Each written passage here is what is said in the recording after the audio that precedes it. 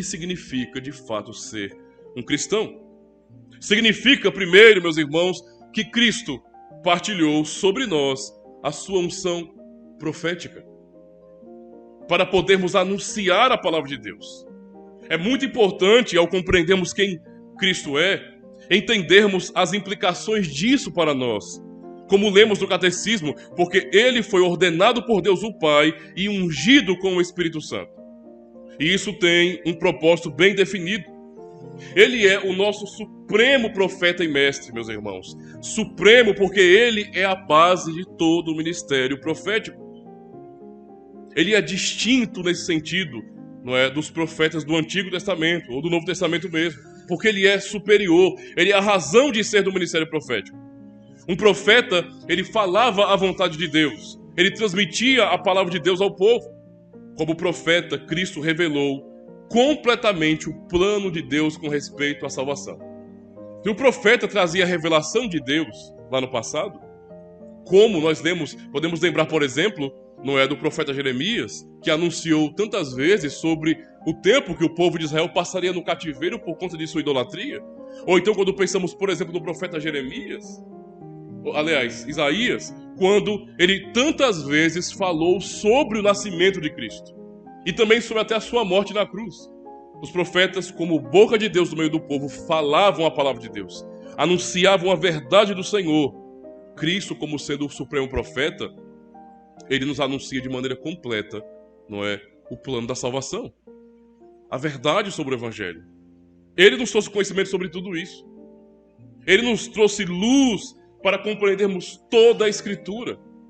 É por isso que hoje nós podemos ler a Bíblia e entender, por exemplo, que a existência da igreja, ela não é um acidente na história. A existência da igreja não é simplesmente fruto da ação de homens que resolveram criar um tipo de seita judaica. Não. A igreja cristã, ela existe porque Deus, na eternidade, elegeu um povo em Cristo que é o escolhido de Deus.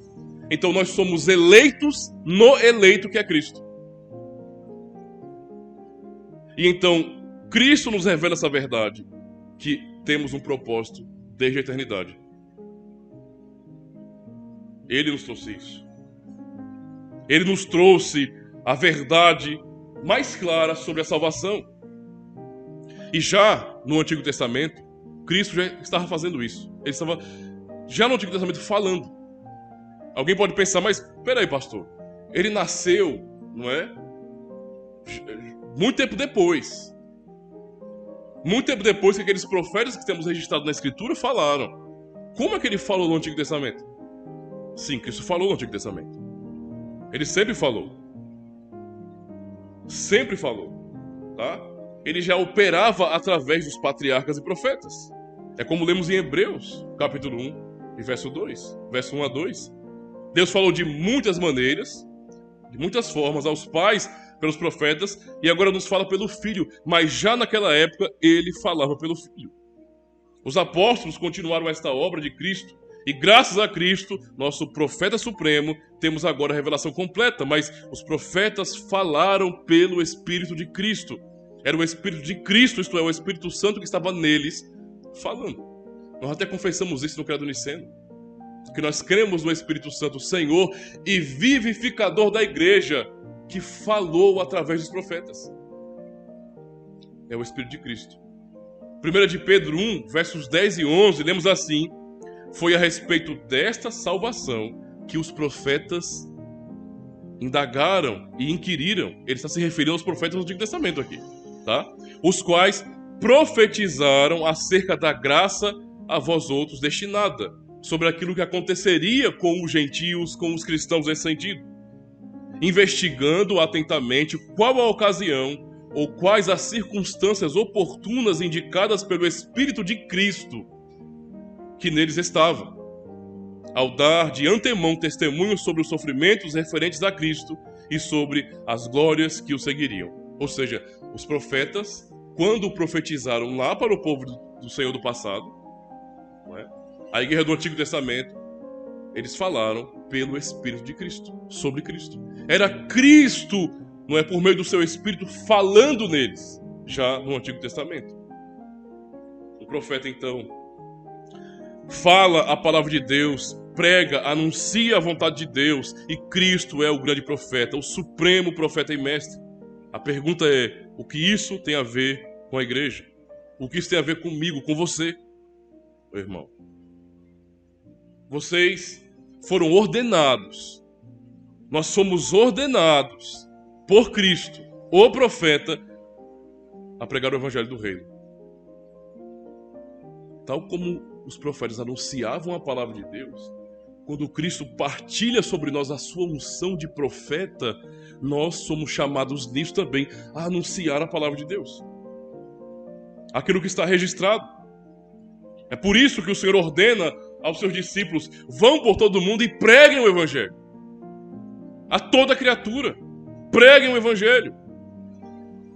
Essa é uma ordem para todos os cristãos. Todos, sem exceção, devem pregar o evangelho. Cristo, antes de começar a pregar, primeiro foi ungido com o Espírito Santo. Nós recebemos o dom do Espírito Santo para essa finalidade, meus irmãos. Anunciar.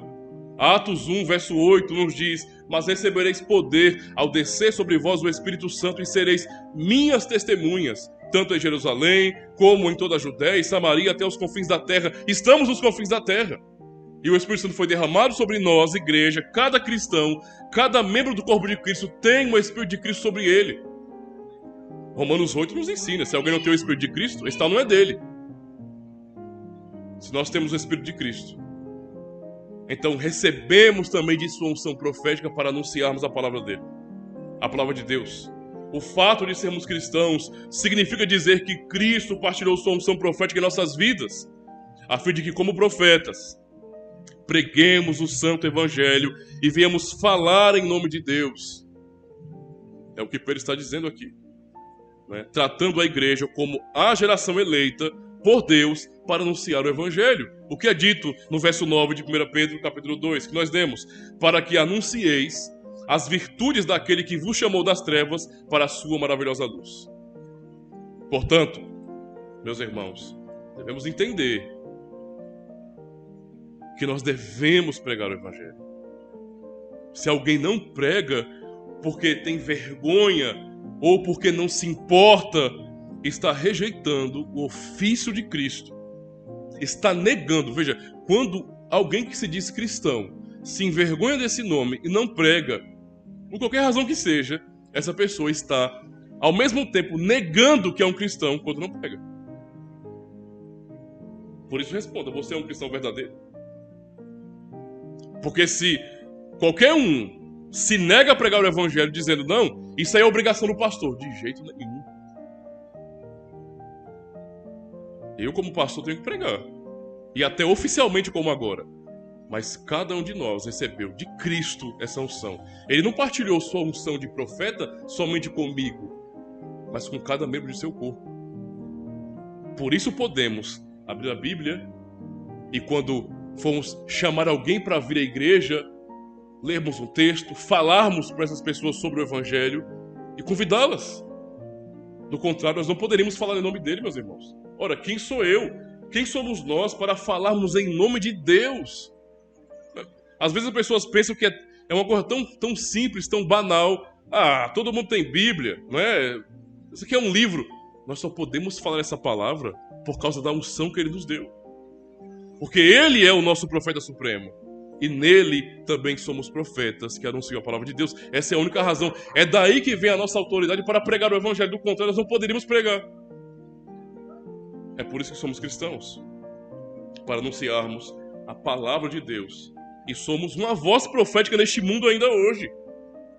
É a igreja que está pregando contra um mundo perverso e desviado de Deus. Se o cristão se cala, a voz profética se cala. Nós temos que denunciar o pecado ainda. Isso não passou, meus irmãos. Tal como eles no Antigo Testamento denunciavam o pecado do povo, nós devemos continuar também denunciando o pecado do povo. Tal como eles apontavam para a morte, o sofrimento de Cristo, também devemos apontar para a morte e o sofrimento de Cristo. Devemos pregar a Cristo e este crucificado, como profetas em Jesus Cristo. É isso que significa ser um cristão.